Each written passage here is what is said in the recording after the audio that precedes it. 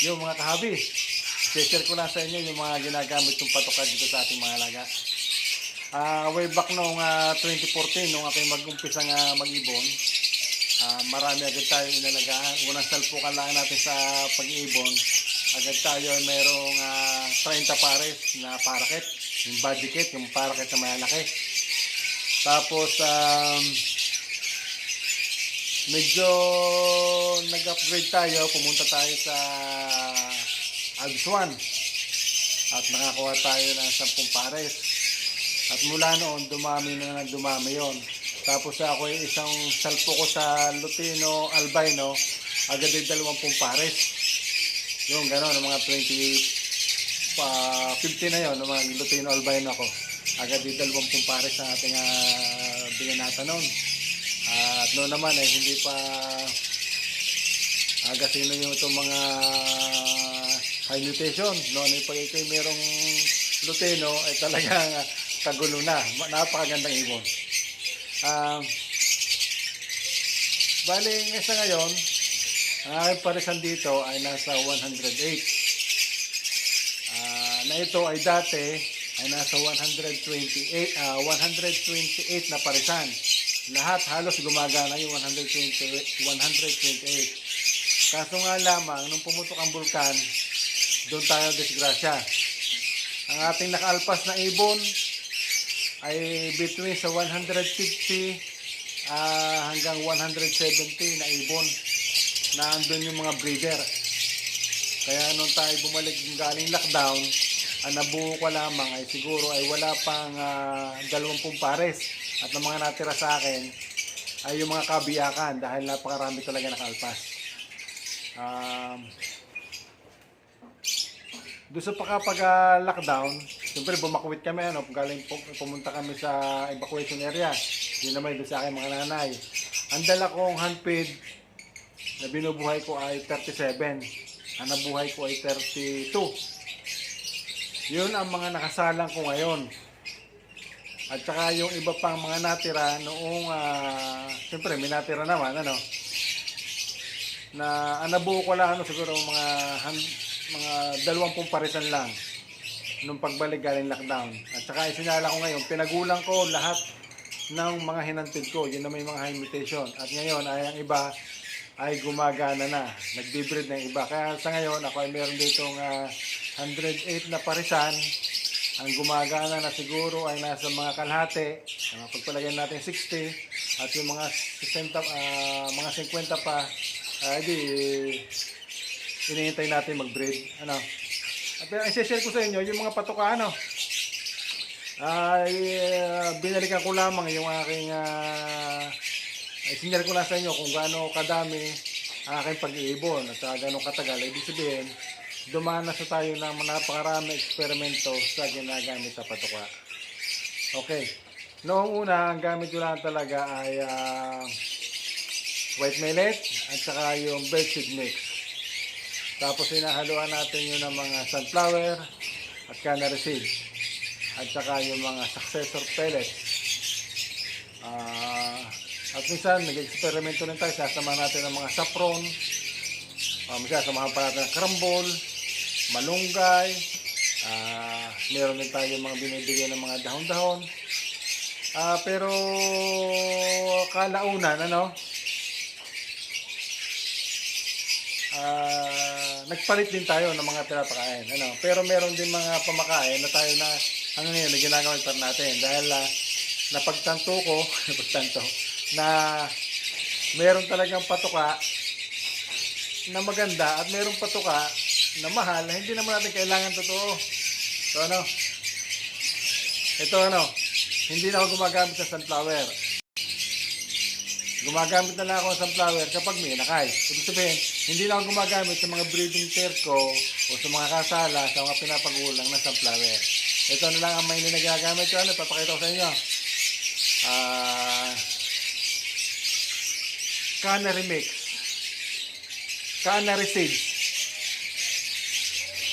Integra 4000 at malunggay. Yan ang main patuka na ginagamit ko.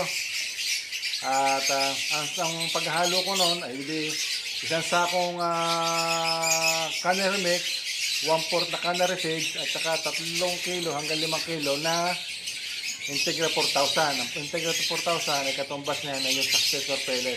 Ginagamit ng mga breeder ng mga magsasabong, mga manok. Ngayon, ipapakita ko sa inyo yung mga pinatuyo kong malunggay. At yung pinatuyo kong malunggay na ito ay hindi ito pinatuyo sa araw. Dito lang natin ito pinatuyo sa loob ng ibunan. At ito tuyo na pero kitang-kita pa rin na ito ay berdeng-berde pa rin. Okay mga kabi, umpisahan natin ang paghahalo at papakita ko sa inyo. Let's go! So ito kahabi ating Triple Crown na cannery mix, cannery seeds, at saka ito 3 kilo ng Integra 4, Integra 4000 ano. At saka dito yung aking malunggay. Yan. Iba natin.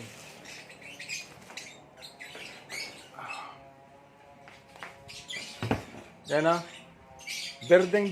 Berdeng-berde pa ang ating malunggay. Pero ito ay tuyo na. Yan o. Matatanggal na yan dyan. Pinatuyo natin sa loob ng ating ibunan, hindi sa labas. Kaya nanatili siyang berde.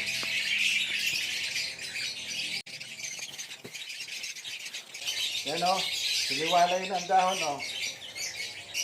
Yan.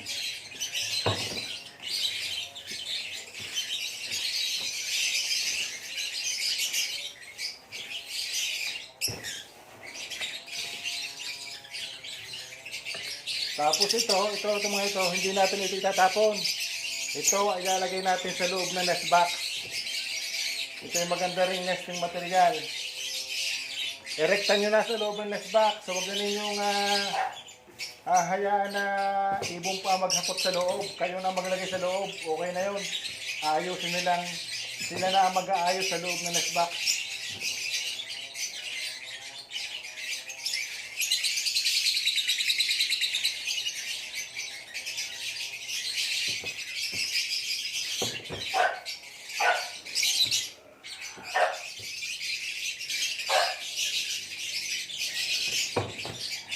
Yan, ganyan lang kasimple.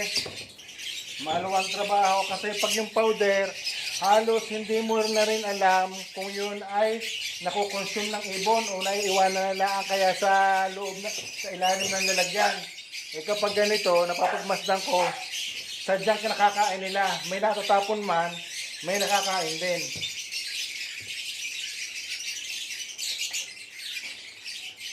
So yan ito, okay na yan. Maghahalo na tayo. Yan.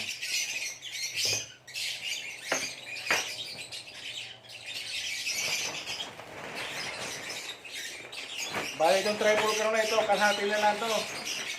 Kalahating triple crown.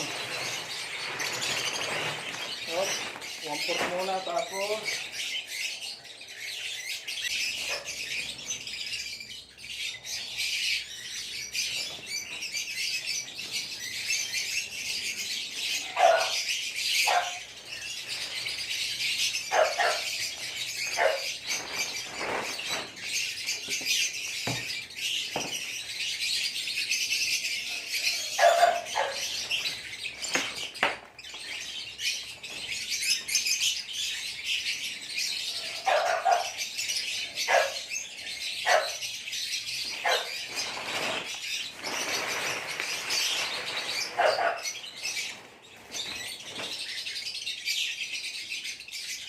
huwag din kayo mag-i-stack ng triple crown kasi binubukbok. Ito, may konting bukbok.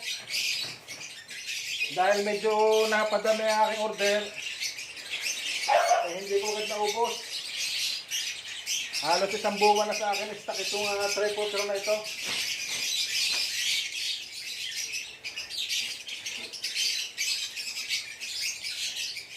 Kaya ang triple crown, kung ano man patukaran, maalam, sadya siguro ganun. Pag matagal na yung stock, kakabukbok.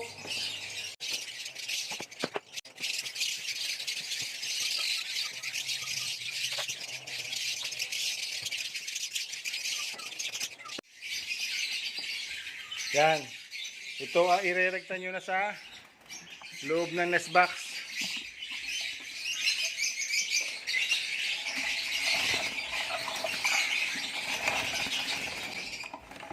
Tapos inyo lang lagyan ng kunting huyo.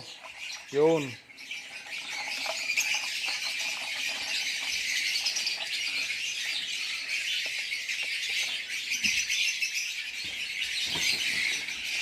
Sila na mag-aayos nito. Sila na mag-aayos yan sa loob.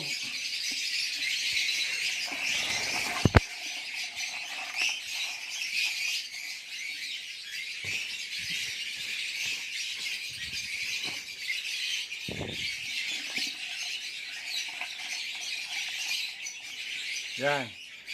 At papatungan na lang